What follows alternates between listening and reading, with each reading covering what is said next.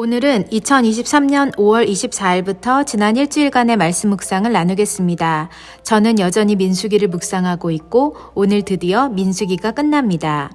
말씀 묵상 시작합니다. 2023년 5월 24일 민수기 35장 1에서 21절 말씀. 하나님께서 레위 사람에게 준 성읍은 살인자들이 피하게 할 도피성이라는 사실을 새롭게 발견하게 되었다. 물론 그래서는 안 되겠지만 우발적인 범죄를 저지른 사람들이 피할 수 있는 도피성이 레위 사람들이 거하는 성읍이라는 점은 나로 하여금 사역자인 내가 어떤 사람이 되어야 하는지를 다시금 생각하게 해주는 말씀인 것 같다. 레위인이 거하는 곳에 살인자의 도피성이 있다는 것은 누구에게도 용서받을 수 없는 죄를 지은 사람이라 할지라도 그가 피할 수 있는 곳이 사역자인 우리여야 한다는 사실이다. 우리는 세상과 똑같은 사람이 아닌 세상과는 조금 다른 사람이어야 하고 아무리 용서받지 못할 죄를 마음으로, 생각으로, 말과 행동으로 지었다 할지라도 누군가에게는 그들의 마음이 오픈될 수 있는 공간이 바로 사역자의 마음이어야 한다는 생각이 들었다. 사랑과 용서와 이해와 관용의 시작이 예수님이신 것처럼 작은 예수로 살아가야 할 내가 그리고 남편이 또 사역자인 우리 모두가 그렇게 살아야 하는 것임을 고백한다. 내가 그런 사람이 되어야 한다는 그 이상향이 부족한 나의 삶을 되돌아보는 계기가 되고 다시금 그런 삶을 살아가리라 결단하는 계기가 되는 것 같아서 감사하다. 2023년 5월 24일 민수기 35장 22에서 34절 말씀. 하나님은 분명히 말씀하신다. 너희는 너희가 거주하는 땅, 곧 내가 거주하는 땅을 더럽히지 말라. 나 여호와는 이스라엘 자손 중에 있음이니라. 분명 하나님은 이스라엘이 거주하는 물리적인 땅에 대해 말씀하시지만 동시에 이 말씀은 하나님이 거하시는 땅, 즉 우리 마음이라는 영적인 땅에 대해 말씀하시는 것임을 느낀다. 하나님의 영이 내 안에 거주하심을 믿는다면 나를 더럽혀서는 안 된다. 어떤 이유에서든 나라는 존재는 거룩하고 깨끗하고 온전한 상태가 유지되어야 하는 것이다. 그런데 여기서 약간의 의문이 드는 것은 우리가 몸과 마음과 영이 거룩하고 깨끗해야 함에도 불구하고 예상치 못한 질병이 우리 몸을 더럽히고 우리의 생각을 오염시키며 영적 혼돈에 빠지게 하는 등 그럴 때 우리는 어떻게 대처해야 하는가? 나는 여기서 우리 남편이 하는 기도가 그 답을 말해주고 있다고 생각한다. 우리가 생각지도 못했던 질병이 우리 몸을 공격할 때 우리는 하나님이 창조하실 때의 모습, 아무런 흠도 없고 아픔이 없이 창조하셨던 그 본연의 모습으로 회복을 선포하고 하나님께서 창조하지 않으신 나쁜 세포를 예수님의 이름으로 저주하는 것이다.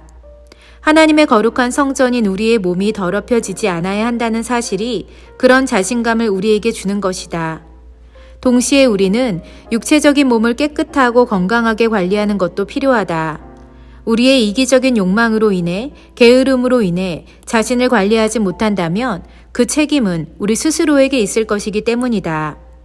하나님이 거하시는 우리 몸을 건강하게 지켜나가기 위한 자기 관리와 마음 다스림, 그리고 영적 거룩함은 하나님의 명령임을 기억하자. 2023년 5월 26일 민수기 36장 1에서 13절 말씀. 슬로브앗의 딸들이 기업으로 받은 땅이 다른 지파의 땅이 되지 않도록 지켜나가기 위한 방법으로 하나님께서 말씀하신 규례는 이렇다. 슬로브앗의 딸들이 마음대로 시집가려니와 오직 그 조상 지파의 종족에게로만 시집가라. 그래야만 이스라엘 자손의 기업이 이 지파에서 저 지파로 옮겨지지 않고 이스라엘 자손이 다 각기 조상 지파의 기업을 지킬 수 있으니 말이다. 하나님께서 명확하게 가이드라인을 만들어 주셨고 우리는 그 안에서 자유하면 되는 것이다. 그러면 문제될 것이 전혀 없다. 슬로브앗의 딸들이 그랬다. 그들은 하나님께서 모세를 통하여 명령하신 그대로 행했다. 나는 여기서 하나님 앞에 선악과에 대해서 질문했던 내 기억, 그리고 하나님께서 응답하셨던 그 경험을 떠올려 보게 되었다. 하나님께서는 왜 선악과를 만드사 인간이 죄의 길에 들어서게 하셨을까? 이 질문을 하나님께 올려드리며 그 대답을 구했다. 그랬을 때 하나님께서 내게 주신 말씀의 응답은 이것이었다. 너희가 내 말에 거하면 참으로 내 제자가 되고 진리를 알지니 진리가 너희를 자유롭게 하리라.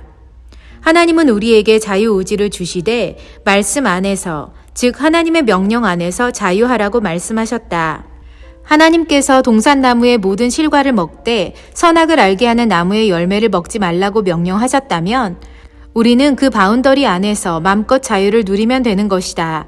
하지 말라고 명하신 것을 굳이 하는 것은 반항이고 저항이다. 성경 전체를 통하여 하나님께서 말씀하시고 가르쳐 주시는 것이 있을 때 그것을 올바르게 따르는 것이 우리의 마땅한 도리임을 기억하자. 슬로브앗의 딸들이 그랬던 것처럼 말이다. 2023년 5월 27일 로마서 1장 1에서 17절 말씀. 바울은 로마에 있는 성도들을 만나기를 간절히 원했다. 그리고 그들을 만나서 해야 할 일 중 하나가 신령한 은사를 너희에게 나누어 주어 너희를 견고하게 하려 함이라고 한다.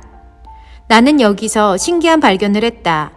사도 바울은 형제자매를 만나 그들을 격려할 뿐만 아니라 신령한 은사를 나누어 주려고 한다고 말했다. 영적 은사는 그가 줄 수 있는 것이 아님에도 그는 당당하게 말한다. 이 말에는 하나님의 능력이 자신을 통해 나타나고 있음에 대한 믿음과 확신에서 비롯된 것임을 깨달을 수 있었다. 바울은 안다. 자신의 능력으로 신령한 은사를 로마교회 성도들에게 줄 수 없음을. 동시에 그는 또 안다. 그 안에 역사하시는 하나님께서 하나님의 말씀을 선포할 때 능력으로 역사하사 각 사람에게 필요한 영적 은사를 부어주신다는 사실을. 그리고 은사를 받음으로 인하여 성도들이 견고하게 세워진다는 사실을 알기에 더욱 신령한 은사를 나누려고 하는 것이다. 내가 아는 바로는 하나님께서 바울에게만 이런 능력을 주시지 않으셨다. 우리 모든 그리스도인에게 또 사명을 맡은 사역자에게 이런 권능을 주셨다. 남편에게도 주셨을 것이고 내게도 주셨을 것이다. 기도하기는 목사님의 말씀을 선포할 때 신령한 은사가 성도들의 필요에 맞게 임하여 그들이 견고히 세워지길 원한다.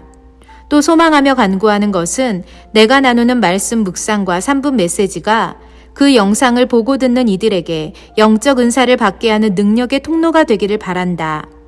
하나님께서 우리 남편과 나를 그렇게 사용해 주실 것을 믿고 감사 찬양을 드리련다. 할렐루야. 2023년 5월 28일 로마서 1장 18에서 32절 말씀. 살면서 참 어려운 것 중에 하나가 공감을 어떻게 적절하게 사용해야 하는 것인가이다.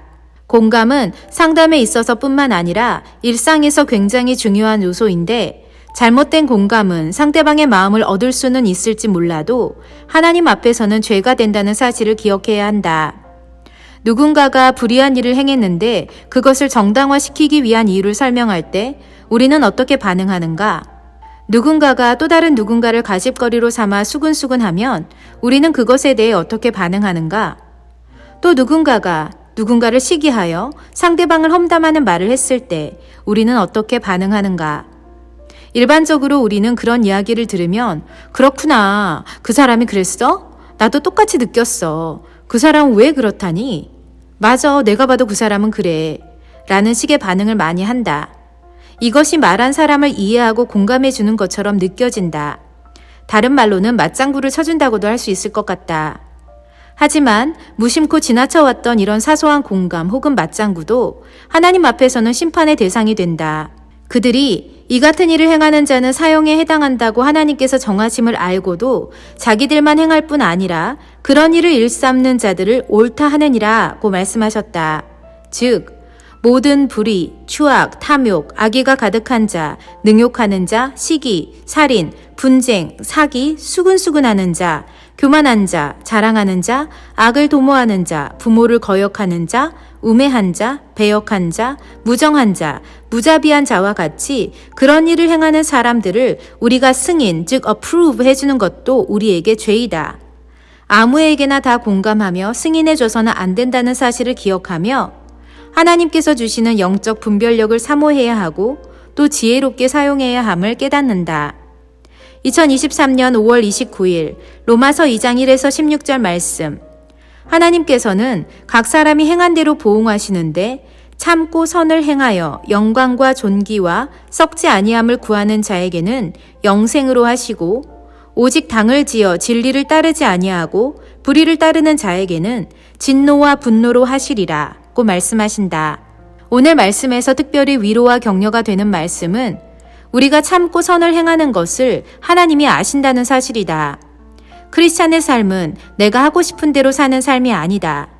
때로는 내 것을 내려놓아야 할 때도 많고 생각하고 느끼는 대로 표현하는 것보다 참아야 할 때가 더 많다.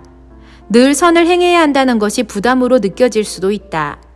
하지만 하나님은 말씀하신다. 참고 선을 행하여 하나님의 영광을 구하는 우리에게 우리가 행한 대로 보응해 주시겠노라고 말이다. 이 얼마나 큰 약속인가? 하나님은 우리의 인내를 보고 계신다. 할렐루야.